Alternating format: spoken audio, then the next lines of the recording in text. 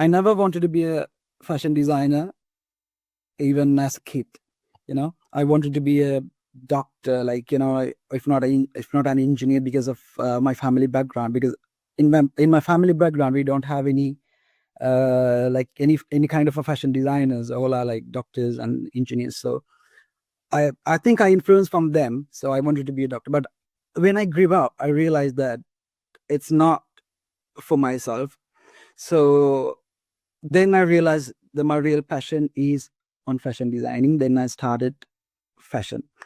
But even as a like even as a kid, I always into like Sri Lankan things, because when I was going to school, I was a dancer. So like most of like cultural dance cultures I learned, especially from my teachers, and especially from my teachers, I got more influence about the costume designing side, with the traditional touch. So I think because of that traditional touch, I always am still using those traditional Sri Lankan elements and motifs for my costumes, and especially when it comes to the fashion. And also when it comes to films, for some reason I got most of like epic movies. If I say a few names, I don't know whether you know those names, like Kusapaba. You might know Pattini. Like I think in Kerala she's Kannagi. So I have done some related movies, like more like epic movies. So all those are like somehow related to our culture and traditions. So I think it's kind of a bond with culture and fashion and myself. So that's how I always use like Sri Lankan heritage and Sri Lankan elements for my costume design sites.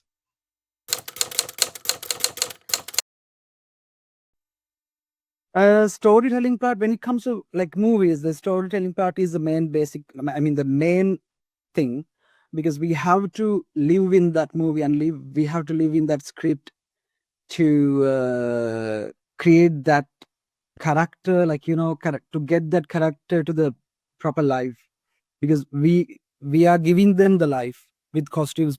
I think that is kind of a very main thing, but that's not an easy thing. We have to do more, like, more research, especially like every single characters and how we gonna combine them together, and how we gonna match colors, and how we gonna give them like emotions.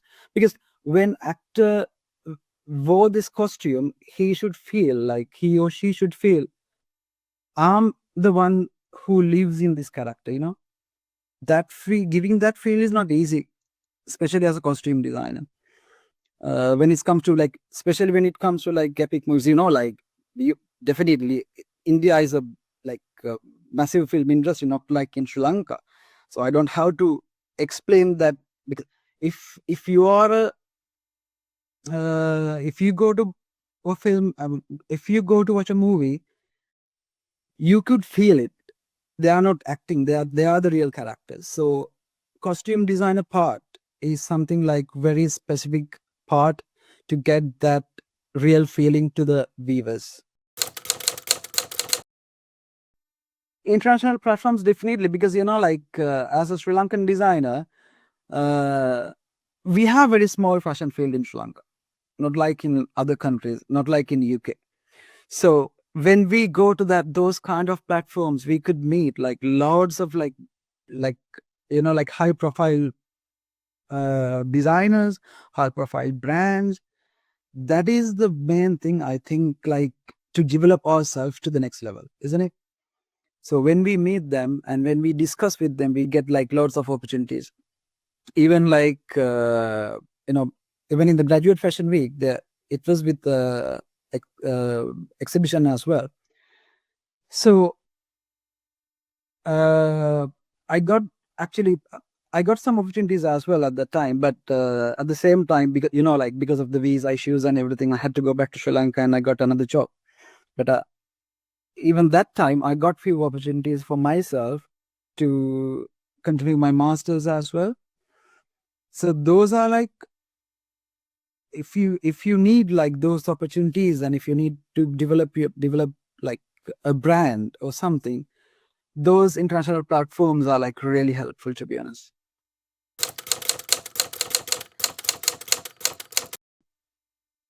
In 2023, I presented at the Aqua fashion show in Milan. That collection was inspired by like especially again Sri Lankan roots and the culture and tradition.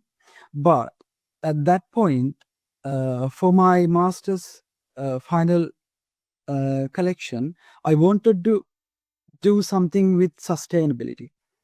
So then I collaborated that collection, I mean, that topic, that inspiration with sustainability, especially the global warming and rising sea levels. So it's like giving a message to the global with fashion. So that's why I think they have selected my collection for the Ferrari fashion show, because the Ferrari fashion show, it's based on sustainability.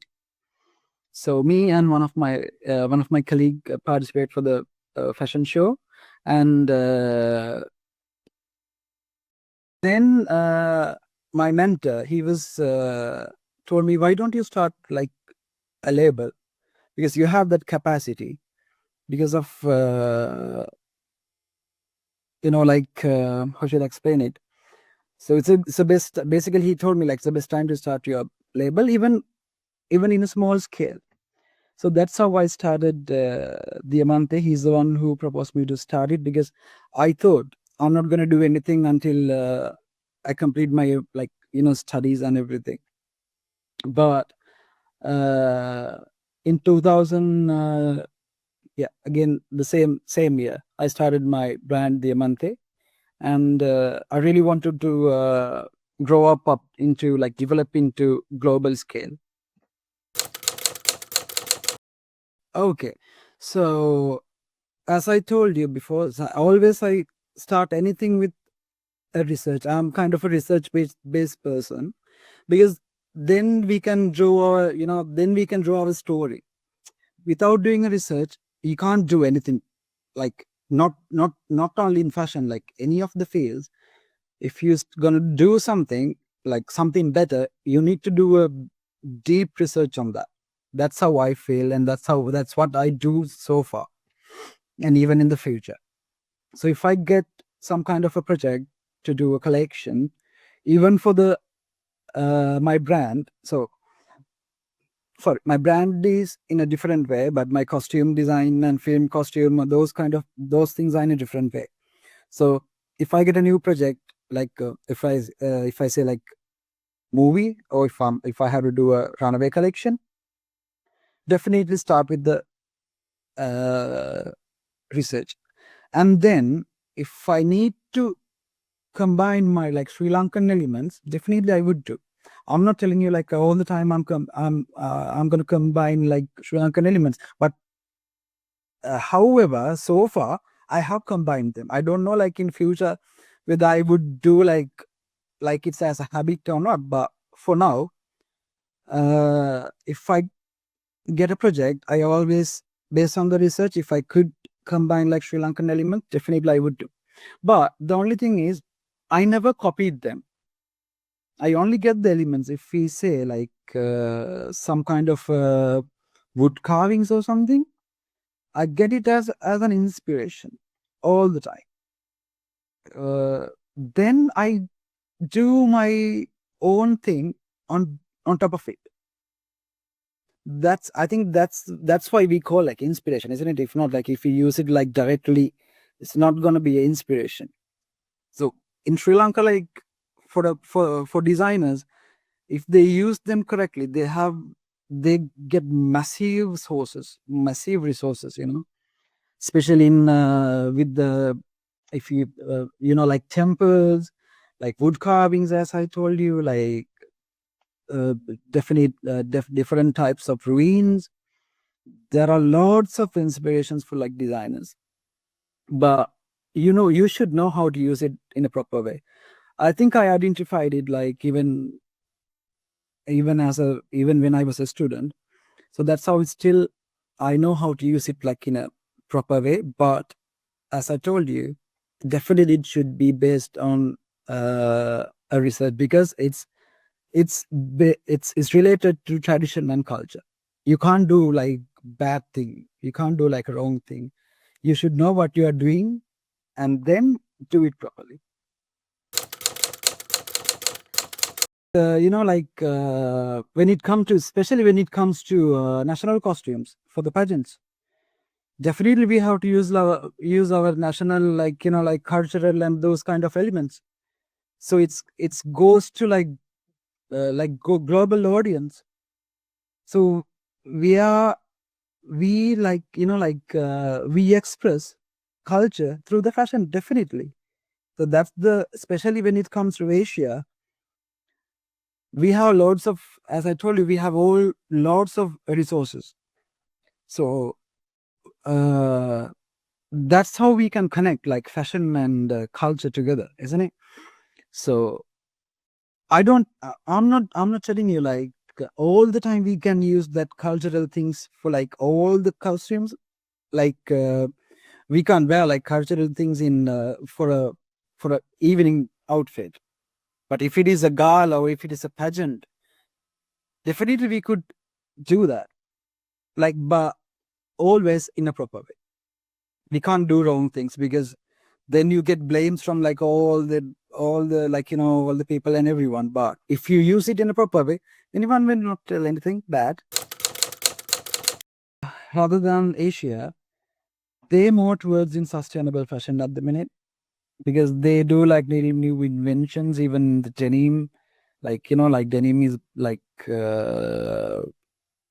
it has like more environmental effects, but they invented like new cottons, new dyes for denims. That lots of things happening in like Europe. But if we take in Asia, it looks a bit slow at the minute, but everyone has like more positive more positive idea about sustainable fashion developments. In here, like we have like some in Europe, most of designers go towards sustainability, and they launch their own sustainable brands. I think even in Sara did like one sustainable brand launch, as I remember, if I'm not mistaken. Loads of loads of main brands. They, even Levi's, they started the sustainable brand. So likewise, that's a good approach, because when they are the ones, I think, has to start that initial step for the sustainable fashion. I mean the sustainable products. Then definitely customers, because some customers definitely go for it. And and another thing is like, still the sustainable products are a bit expensive. That's the main thing, because some everyone can't afford it. So if those aspect, the we should focus. We should try to reduce the prices, and we should do new inventions to to reduce those things. And then we can make good market for the sustainable fashion, because still is a niche market in sustainable products, because the main thing is the price, because very expensive. So that's what. So we need to make some how should I say that, like not like we have to do like some initial steps to get more customers towards the sustainable products. I think they already started doing like campaigns about the sustainable fashion. Like I have seen even in the the showcase windows, they do.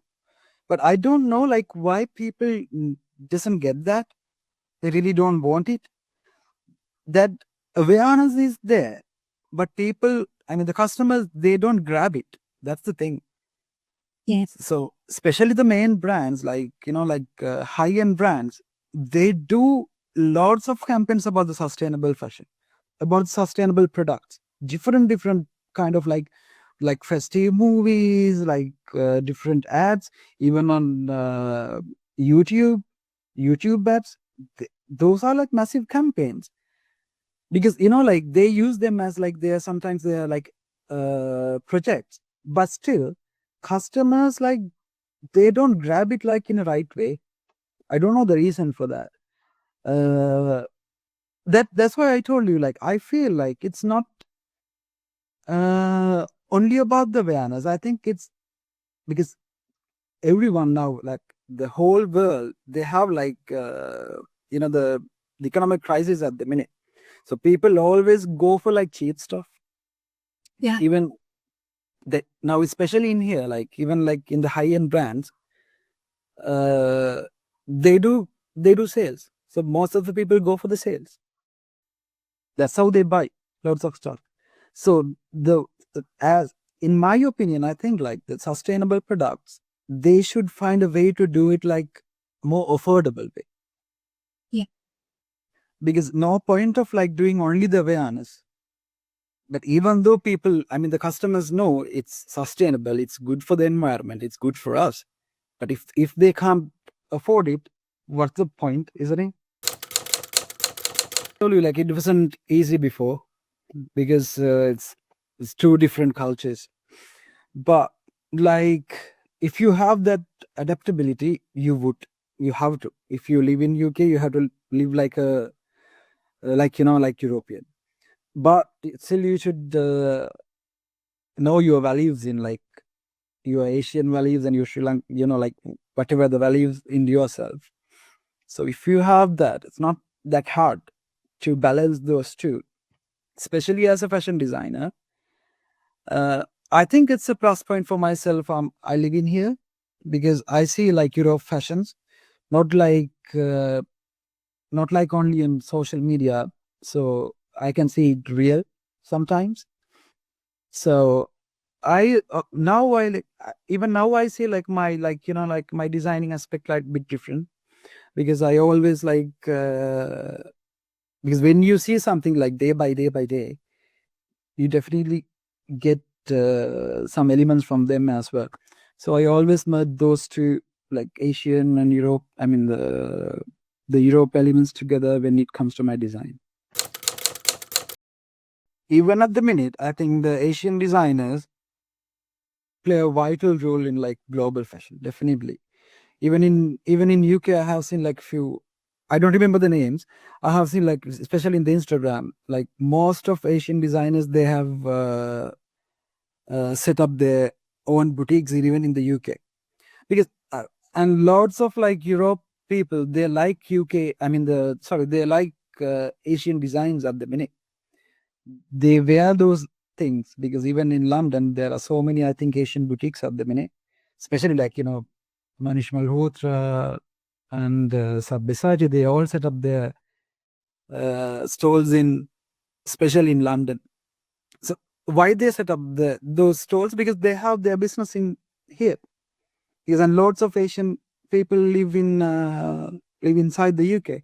So definitely, like we get the Europe influence for ourselves, the Europeans get our influence for their self, isn't it?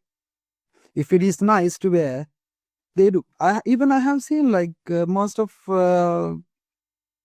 like the British people now they wear mehendi on their hands, because they are getting now influence for themselves. So definitely, why we can't develop? I mean, the why we can't do like our fashion in like our fashion influence for them? Definitely, they do.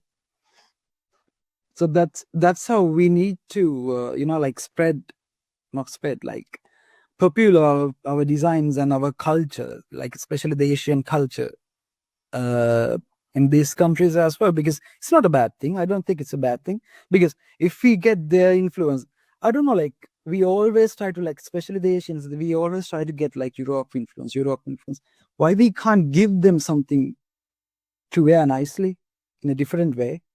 Everyone like everyone like to wear like in a different way, like and also highlight themselves in like among others. So I think like the Asian designers now at the minute, like whole globe, they do like the vital role.